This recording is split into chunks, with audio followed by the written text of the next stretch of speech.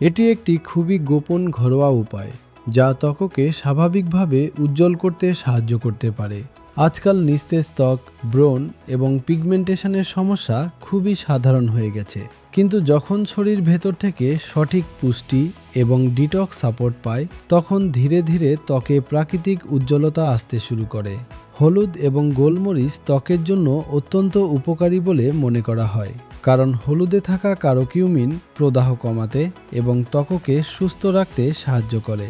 এজন্য আয়ুর্বেদে একটি বিশেষ উপায় রয়েছে যা ব্রণযুক্ত ত্বক পরিষ্কার করতে সাহায্য করতে পারে।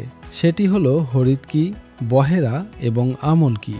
এই তিনটি উপাদান একসঙ্গে মিশে তৈরি হয় ত্রিফলা। প্রতিদিন রাতে 1 চামচ ত্রিফলা পানিতে ভিজিয়ে রাখুন। সকালে খালি পেটে ধীরে ধীরে চুমুক দিয়ে পান করুন।